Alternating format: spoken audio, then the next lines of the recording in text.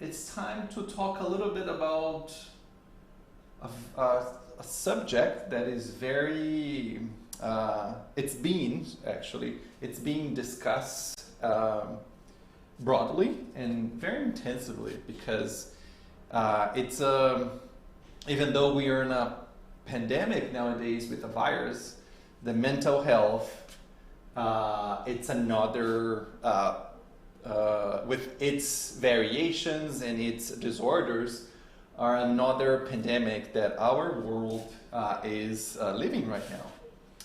So we're going to talk about mental and spiritual health and the importance to understand them so we can understand better suicide and also prevent suicide. So as I mentioned, the objective is to understand the implications and the importance of taking care of our mental and spiritual health for suicide prevention. So, before I start, and what you're seeing on the slide deck already, we have been mentioning, but I would like to give a preamble and talk about how complex this issue is. The suicide, we know that there is a direct link. There's a very strong link between the rates of suicide and mental health disorders. However, it's not, it is, as with everything that we study in Spiritism, it's not just easy or not easy. It's not simple to say, yes, depression, anxiety, and many other mental disorders will lead to suicide. It's not easy like this. It's a complex issue. It's a multi-factor, multi-dimensional issue that needs to be taken into account. Additionally, I'm not a mental doctor, a mental health professional.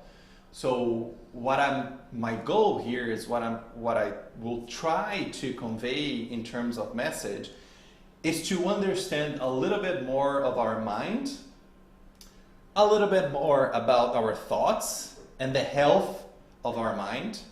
What does that mean? What does that look like? Also, talk a little bit about the biggest mental disorder that we have been facing nowadays, which you're seeing, depression. Talk a little bit about that and what are the origins? What are some of the symptoms that we can identify in ourselves, in everyone, every immortal spirit that we have in this world right now?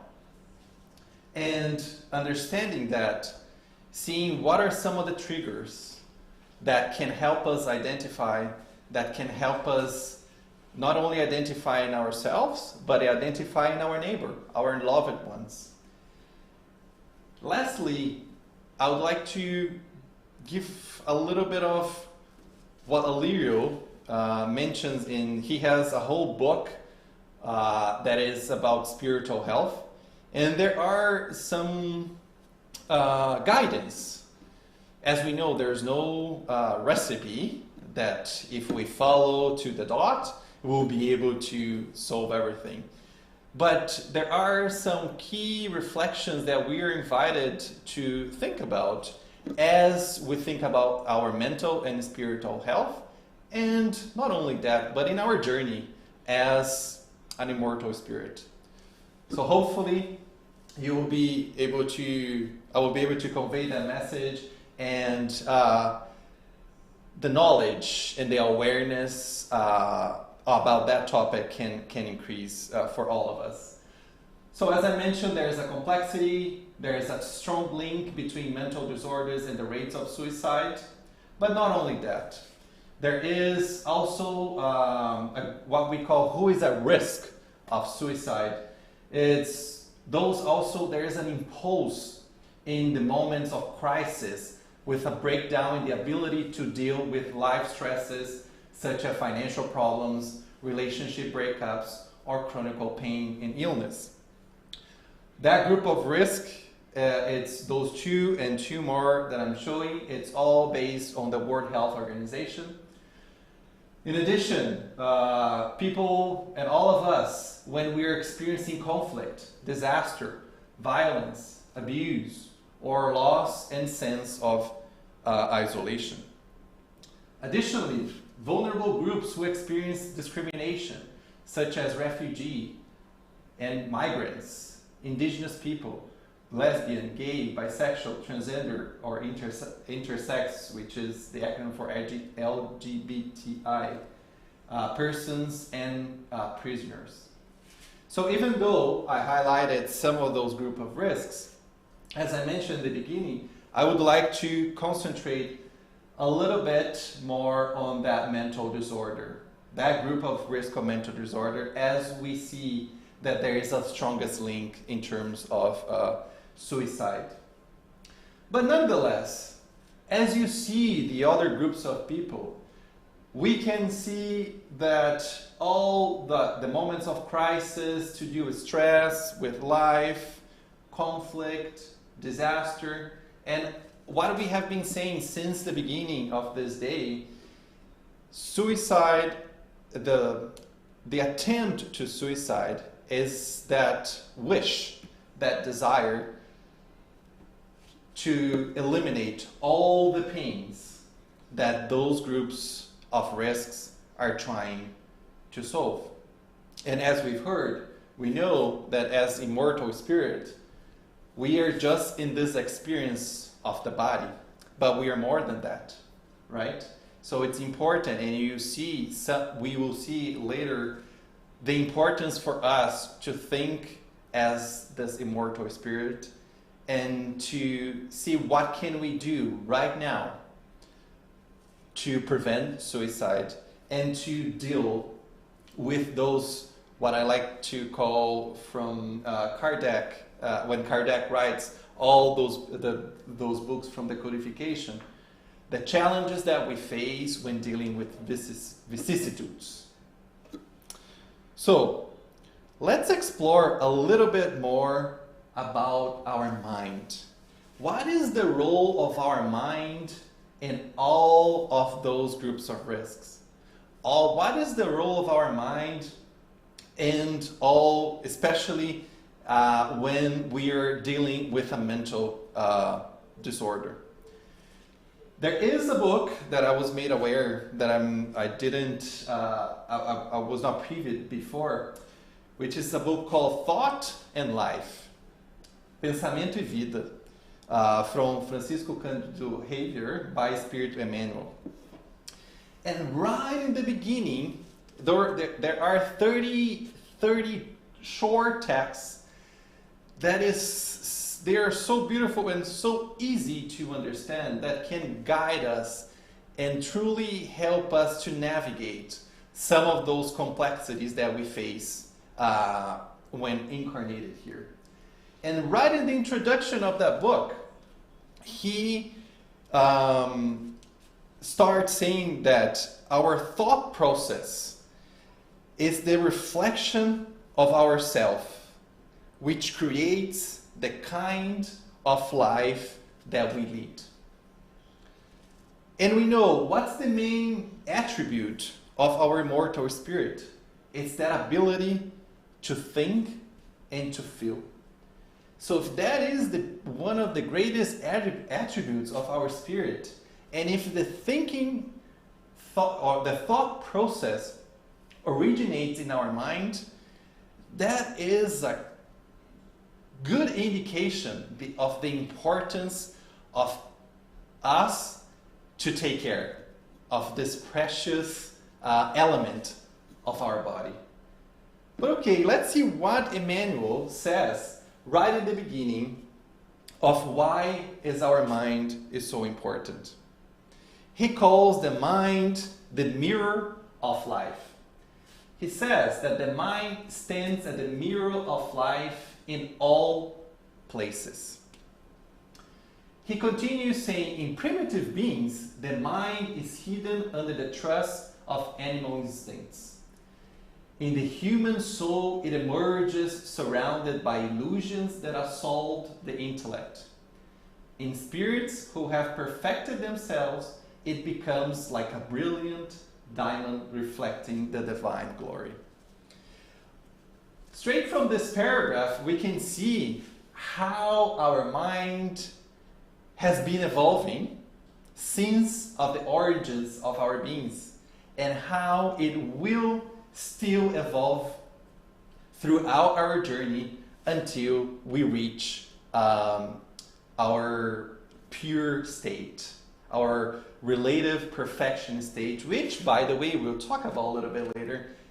It's the duty and it's the right of every single spirit. And one question that I think I invite all of us right now is to think about, where is my mind now? Am I focusing on really being on that instinct, on being that impulse? Sometimes we are trapped on that. Sometimes, and we need those instincts. They're here for our survival. But in other times, that instinct might lead us to not the best outcome. In addition, when he mentions the soul, in the human, the soul emerges surrounded by illusions that assault our intellect. Are we only worried about what is temporary, right? Are we putting a lot of effort and spending the most of our times in the external environment, in the things that, what we call the materialism? Is that the illusion that we are trying to play in our mind? So it's important for us to keep asking that, with the goal to exercise and evolve our minds, train our minds, do the labor, put the effort to reach at a future date to have that diamond reflecting the divine glory. And he continues, in defining the mind as the primary mirror of life, we recognize the heart as the reflection and the brain at the center of its undulations, generating the force of thought that can move, create and transform, destroy and rebuild in order to achieve refinement and sublimation. So here, look at the foundation that Emmanuel gives to us of the power of our mind. Our mind can do all of that, can move, can create, can transform, can destroy, and can rebuild. It's important also, sometimes we, with the challenges that we face in our world, sometimes when you're going through a challenge, it becomes a little bit easier due to our ignorance to say, oh, this is happening because of X, Y, and Z, or because of person A, B, and C. But the Spiritism doctrine and all the mentors and all the workers in Spiritism and the Spiritists in their communications have been saying to us, whatever is happening in our life, it's us creating. It's us putting our mind and creating or transforming for the good or for the bad, destroying and rebuilding for the good and for the bad. Sometimes, as the Spiritism doctrine have been enlightened us, sometimes we don't understand exactly why we're going through that. Seeing like, maybe nothing happened that I can remember in this life. That where Spiritism brings the concept of reincarnation, right? Sometimes there are some pieces or we ended up in some sort of situations due to some of our experiences in the past. And we'll learn a little bit later, how should we behave in those experiences, if they are good or if they are bad. There's always a reason for those experiences being happen to us, or for us to be put in those situations. And I kind of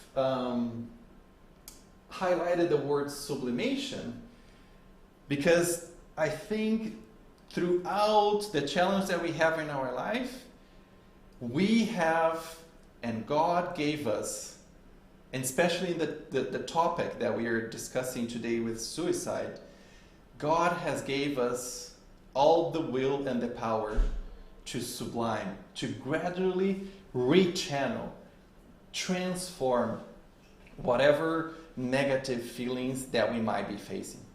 So it's within our will, in our power, and God has given us all that power required for us to go through those challenges.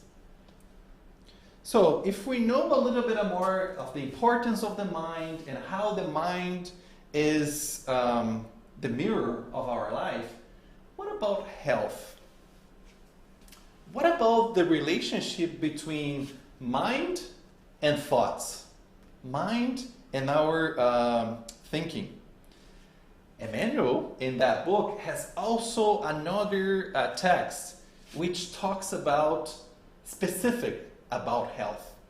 And if we just put the words mental equal mind, health. So that's why I want to bring those importance of mind and importance of health. But Emmanuel starts saying about, he said that our health can be compared to a house and its tenant, or to the owner of a vehicle. The tenant's care or neglect reflects upon the house. Likewise, the vehicle reveals the care or neglect of the character of its owner. If we were to change the word that I just said between care or neglect, we can change that to thoughts. If our minds, if our health, we're kind of a tenant inside of this avatar, of this body. Our thoughts will be the ones that will show how we are taking care of this house, right? And it's important for us to think about what are the standards of my thoughts. As I just mentioned, am I just focusing on the material thoughts, on just acquiring and having everything? Or am I balancing the importance of living the material life, the experience in this body, but also with our goal set to our existence, our evolution? Emmanuel continues saying that when we commit an injustice, our minds enters into a state of conflict. Our unhealthy emotions, deeply seated, can also create diseases. Not taking care or not being vigilant of our thoughts, the result of those thoughts can start to create diseases in myself. Not only on my physical body, but most importantly, in my mind. So that is a key concept, which is super simple, but super important for us to be aware and to be, as I mentioned, vigilant, so we take good care of this house, that we take good care of this vehicle. Emmanuel continues to say that after negative feelings are converted into mental vibrations, they turn against us to disturb the complex function of the nervous cells in the skin, the digestive organs, the medulla, and the spinal cord. These cells perform highly advanced technical functions. The reflections of such lower feelings when poured upon the cephalic cortex function can produce delusions that may range from a hidden phobia to outright insanity. So again, reinforcing how important it is for us to be aware of those thoughts. And although it's not the scope of this of the lecture today, all of those conditions, they are reinforced. As we know, we are influenced by spiritists. So all those conditions that we just saw, they are reinforced by companions who are in or out of the flesh, incarnated or discarnated, that who have affinity with us. And those in the flesh or out of the flesh can affect us directly or indirectly, as the cases of obsession. And we know that obsession, it can be a topic for a separate discussion. But yes, there is an influence of the spirits that we need to be aware. But how it's important, how do we control? If we just learned that we can control our thoughts, it's important that we are vigilant to control those thoughts and avoid or mitigate some of those not good intended spiritists. So it affects us directly or indirectly with negative suggestions, thereby leading us into some symptoms of mental alienation and obsession, even when we appear to be spiritually healthy individuals. And I would like to have all the time in the world here. There are so many thoughts and feelings that can lead into some of our next topics, for example, of depression and anxiety. One very important example is guilt, right? There, I would like to encourage all of you. Our dear friend Victor has done a series of lectures that gives us insights, gives us some information on what is the best way that the Spiritist doctrine invite us to deal with feelings of guilt. I have done some other lectures, which you can find in our YouTube channel, about our emotional conflicts. How, as I mentioned, so thoughts, feelings, how do we deal with those emotional conflicts? When I talked about the motivation, when I talked about the will, when I talk about the vigilance, again, I would like to encourage all of you to go through our channel and explore some of those, some of that information.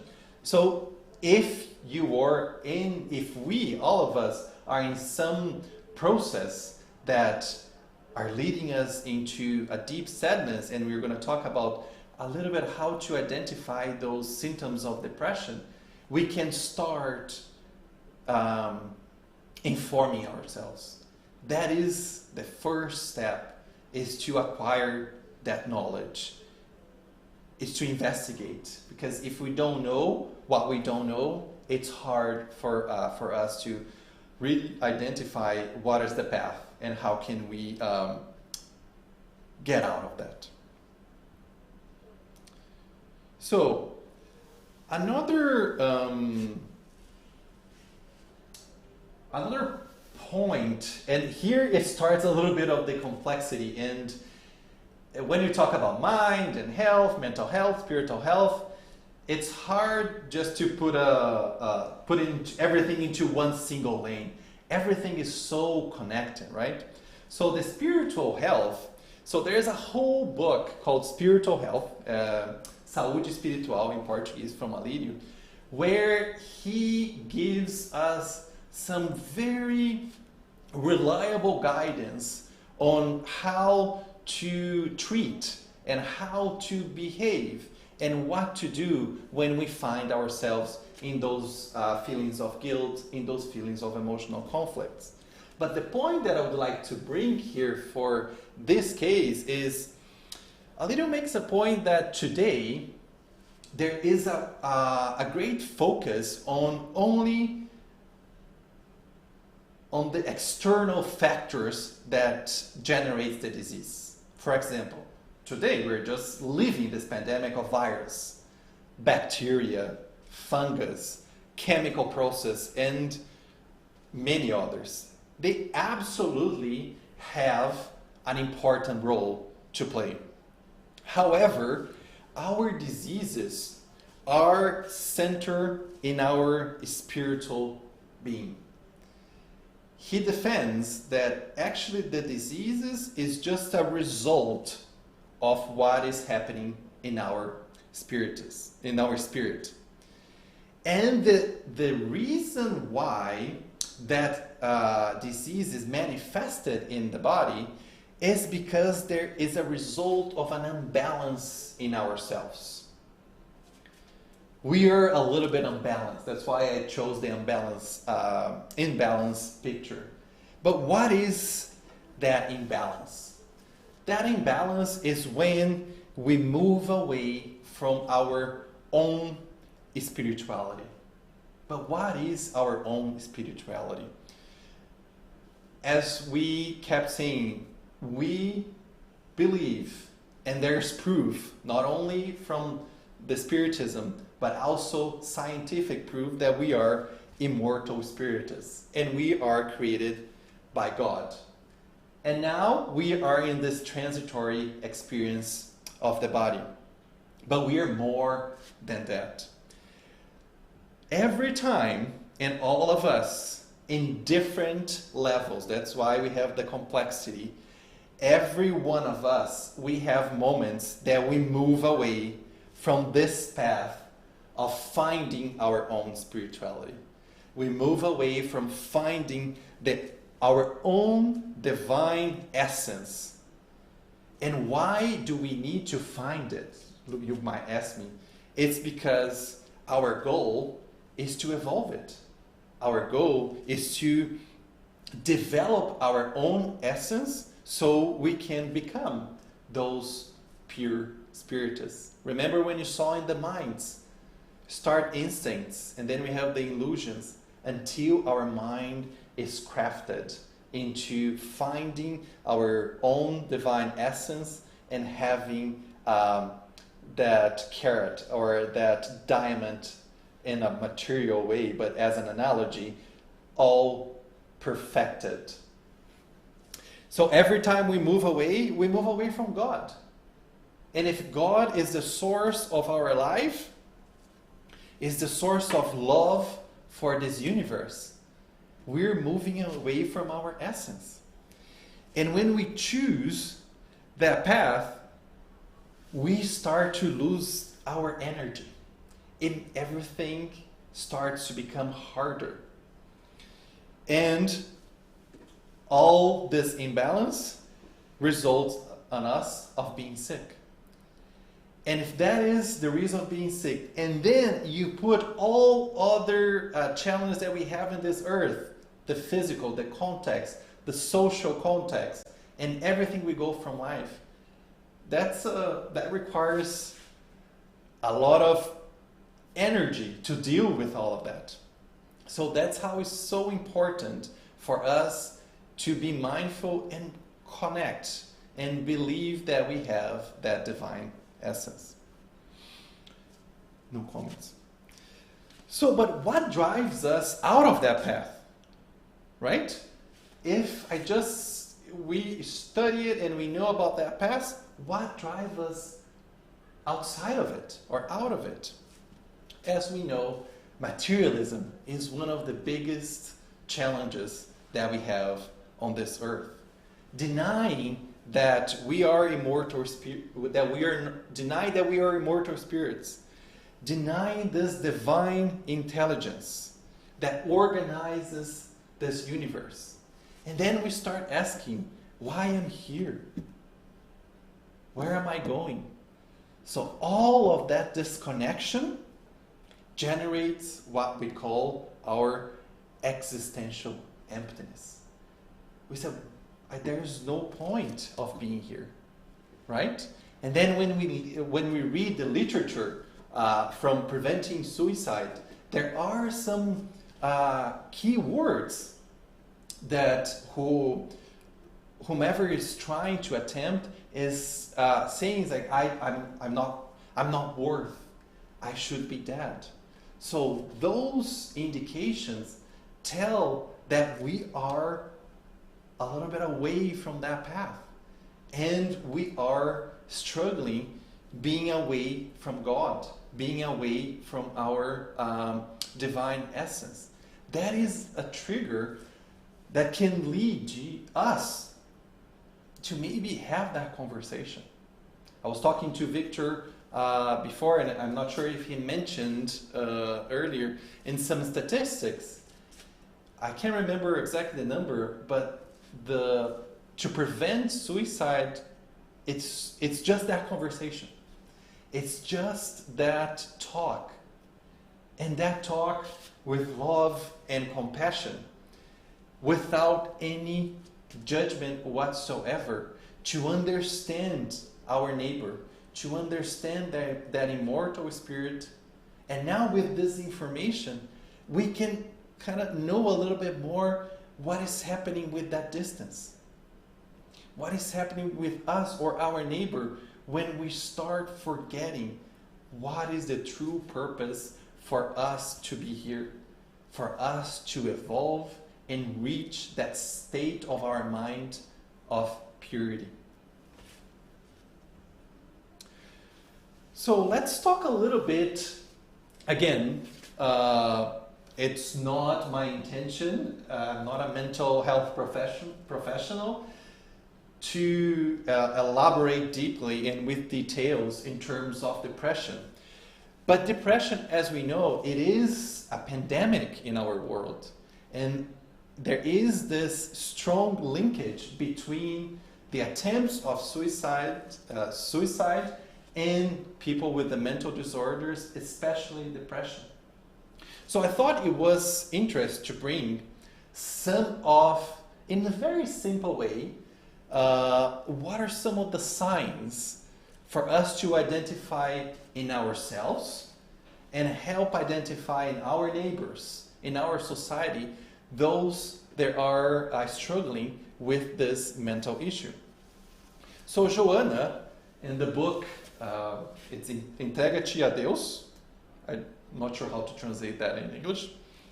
But she says, when you feel discouragement, discouragement starts to aggravate your curriculum of actions, your activities. When you are a victim of continuous insomnia episodes with conflicting thoughts, again, look at the importance of our thoughts. When you experience affective indifference in relation to loved ones. When the bad mood in shape of negative feelings starts to characterize you, when the indisposition to any activity becomes frequent, when irritation or desire for social isolation, it starts to dominate you, be careful, because you are in a depressive process. So here Joanna gives us some hints for all of us to be aware when our thoughts, everything here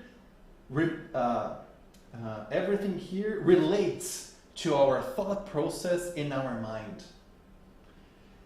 When we see if we are discouraged, insomnia, the conflicting thoughts, the indifference, mood, negative feelings, indisposition, irritation.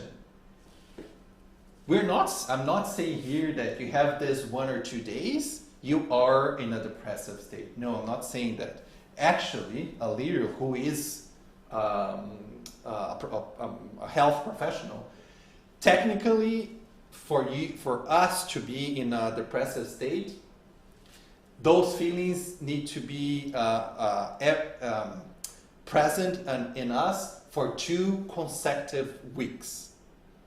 But I think nonetheless, it's important for us to be that vigilant, to be careful, because it's easier for us to enter in this state and stay that longer, but it's harder to leave.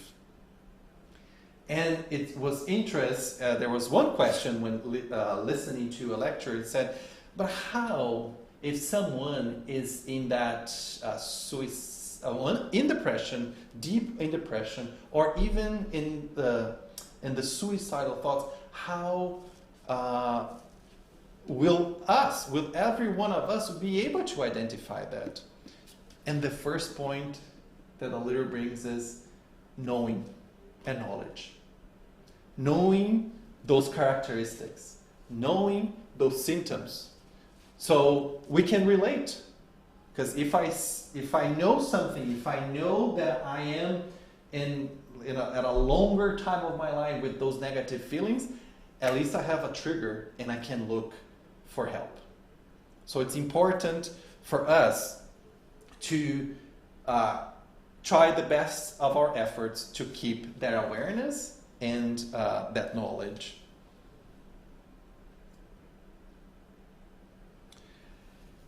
However, it goes without saying, it's such a challenging disease of our mind.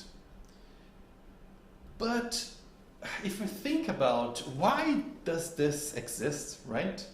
Why does depression exist? Joanna says that the plunge into this depression, however, is not intended to experience only pain or suffering, but to provide the encounter of being with oneself. Look at it, sometimes it might be even hard to realize that, but look at the mercy of God. When we are so far away from our divine essence, when that existential meaning is so empty in ourselves, God, with its mercy, gives us a mechanism that can alert us and say, oh, I need to kind of be with myself again. And she explains, depression is kind of just pulled down. It's just kind of pulling down the spirit. So the spirit can kind of take refuge in internal reflections, to redo some observations, rethink our thoughts, to travel into new paths. Because the path that we might be right now, we're deviating a little bit. And God provides us with this mechanism so we can go back to the path that we all are able to navigate and to evolve as immortal spirits. So she says that it invites the human being to actually, when she says like that internal, that pulling down for our internal reflections, so we are invited to stay, to give the right value, the right way for our external conquests, our aspirations of just having, acquiring, or just appearing. It is when we reach that state of melancholy, and there's a bunch of studies about melancholy, I'm not sure if I'm saying that right in English, but this phenomenon of melancholy occurs in the emptiness that external conquests bring to the inner being that does not feel the real objectives. Being led to deep meditation, from whose abysses you can come out renewed and happy. So when you're pulling down and you're some sort of forced to make those internal reflections, we can give with a lot of effort the proper value of those material or external pieces, and identify exactly what is good for our immortal spirit. She also mentioned in another book about, in the state of depression, there is a deep and constant dissatisfaction with our own selves. Our beings are predominantly frustrated.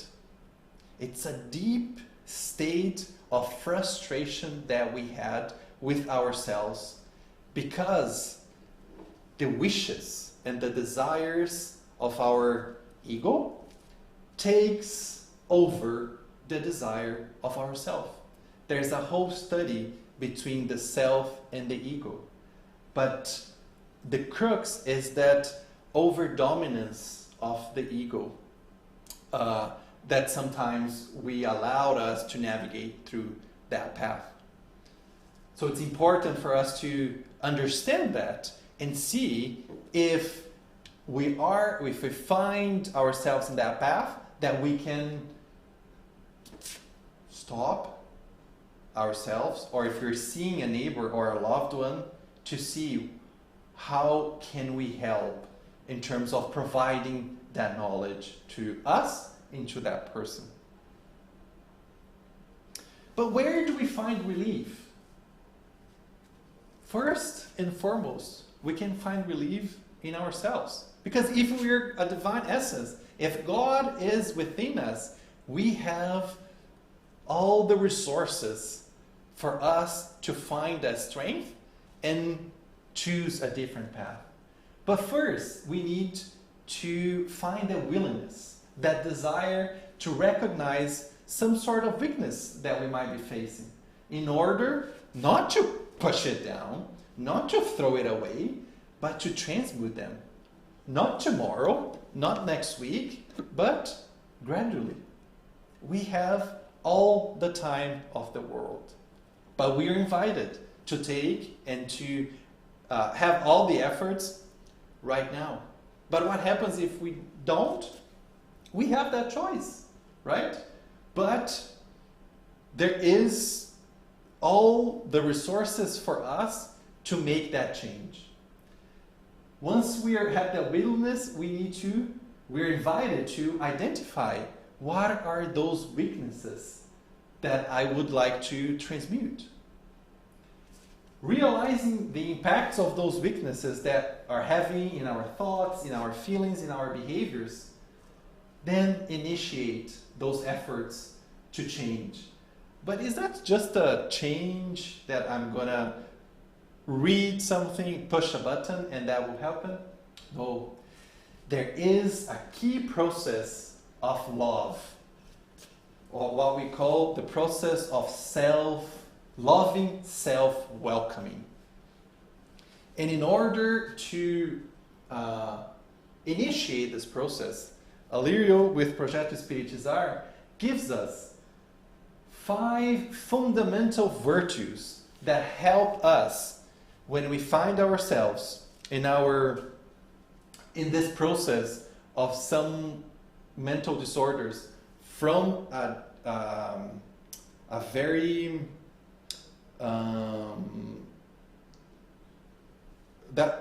from a simple process into a more complex one. Those same process can help us. First, self-love. Love, God is love. We are invited to practice this virtue and feel ourselves as immortal spirits. We are sons of God. We are apprentices of life. We're just not any being, right? We are created for love and by love. Maybe we are in this transitory state of lack of love, but this is just transitory. It will pass. Even though it seems that lasts forever, love will take its place. So we invite everyone to practice and to exercise the love for our neighbor and the love mainly starting with ourselves.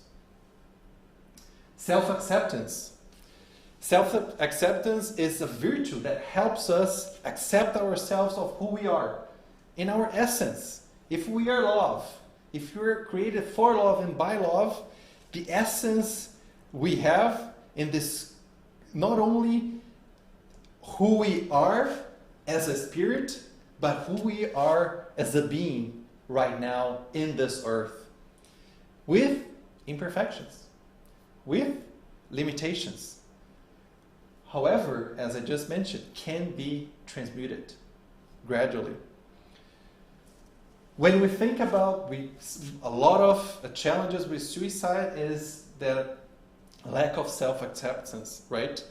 And going through the suicide process, as we know from the doctrine, and we'll see a little bit more with the consequences of suicide, unfortunately, will only amplify the pain.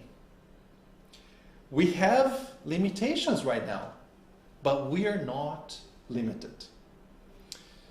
Self-confidence. God created us with all the power of realization. We are invited to cultivate this power within ourselves.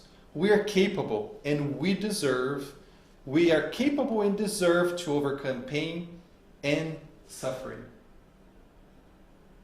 Self-valorization. The value we have for the simple fact of our existence. The simple fact that God created us and God offered us as a gift to the universe. And as Renata mentioned in some near-death experience, in science, not only from the Spirit's doctrine, the researchers and people that went through were able to identify and transform their way of life when they went through those experiences. So we're all worth it. And last, self-respect. Respecting ourselves, respecting our nature. As we look all of those virtues, we can see they all complement each other. They all have a feedback on each other. And it creates a virtual cycle. A virtual cycle that can help us approach to God again, to find the existential meaning and fulfill that existential happiness. Another piece of the spiritual health, Alirio mentioned, in order to cultivate healthy spiritual health, we are invited to cultivate the Apprentice of Feeling. Cultivate the fulfillment of our conscious duty. And cultivate deep gratitude to God. And Renata ended her lecture, and I'm not sure if he ended or it was in our break, this beautiful passage from Matthew, right? The apprentice, come to me, all who are exhausted and overloaded, and I'll give you rest. Take my yoke upon you and learn from me. For I am meek and humble in heart, and you find rest for your souls. For my yoke is easy and my burden is light. So this is not only one explanation of the apprentice feeling when Jesus invited us to take his yoke and learn from him, but also this is a way we've talked about finding relief in ourselves, but finding relief in Jesus' invitation. Jesus invited the exhausted one and overloaded. Remember when I mentioned when we are in this state of distance from God, it's very exhausting.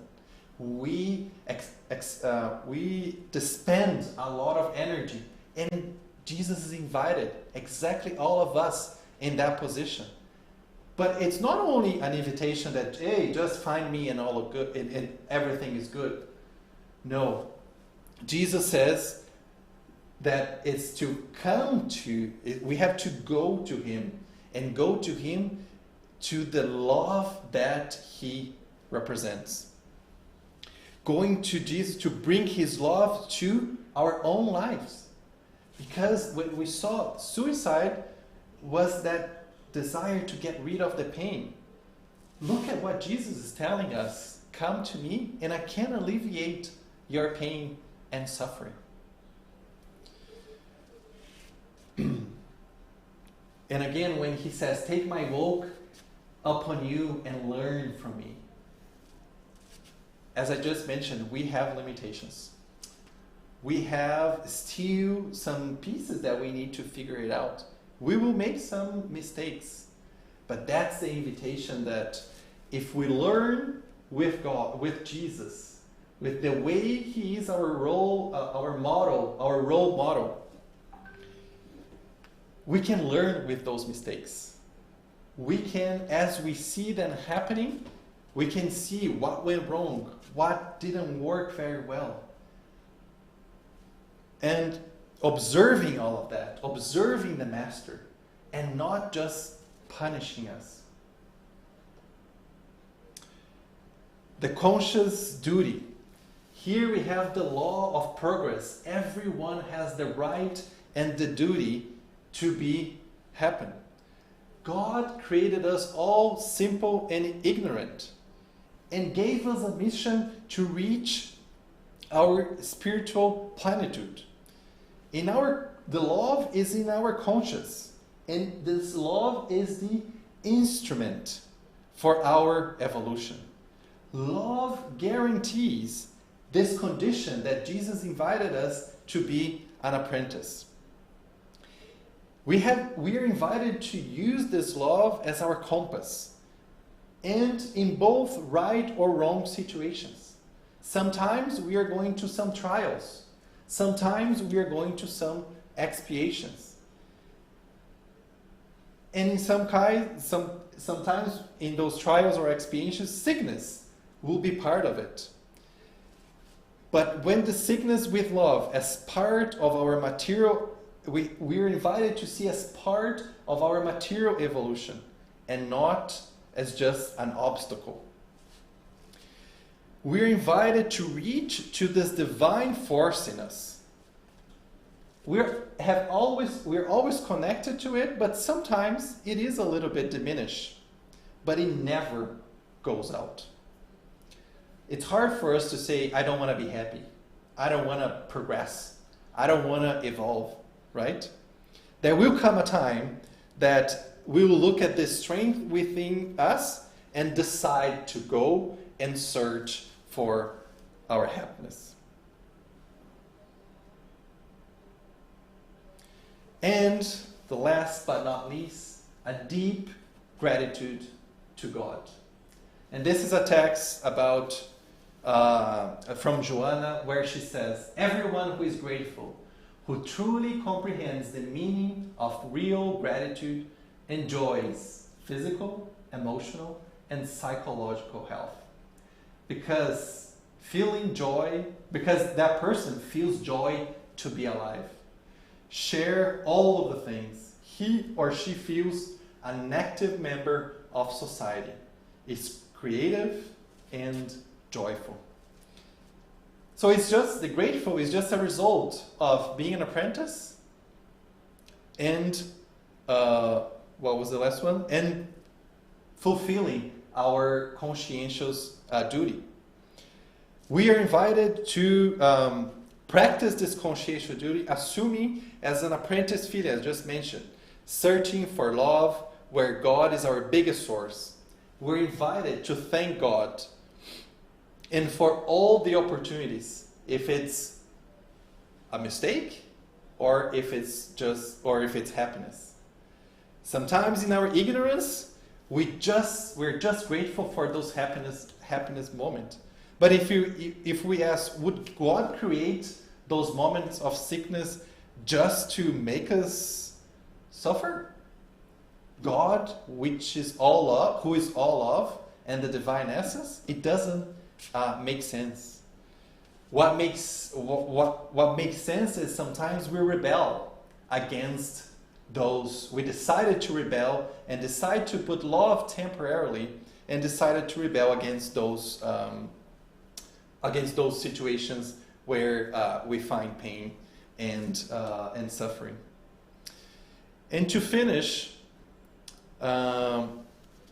there is a moment, I think, Haroldo in one conference, he started questioning why Divaldo and Joana de Angelis decided to spend so much time into creating this psychological material. As we know, Joana has done with Divaldo, has done such a extensive work in connecting psychological books and Spiritism. And he mentions, and I think we've talked a little bit about here in some other lectures, about the characteristics of the planet going through transition. There is a passage called Obras Póstumas from the codification, I think, I'm not sure, but the name is Obras Póstumas, where it says that the characteristics of our earth will be somehow dominated by the inferior spirits who will plea for us to be distant of God. And it's in that passage it says that the suicide rates will be the biggest aspect of this transition. And he says that madness due to our lack of psychological ability will be another mark of our humanity. So the invitation that he offers with all this material, which makes so much sense for the time that we're living, is this spiritual project, right? The spiritual project for us to have inner questions and for us to work towards our psychological integrity. Because this is all the scenarios of mental disorders are affecting all of us, loved ones, the humanity. So it's imperative that we take action to be vigilant, to pray, to take care of ourselves. We know we are in the best place with the best tools and resources for our self-development. It's up to us to take that action with knowledge and try to identify what is happening inside of us, and us reaching to all the resources that we have to identify if we find ourselves with some mental issues, and do not wait until we get to the point of annihilation of our life. That's it. Thank you very much.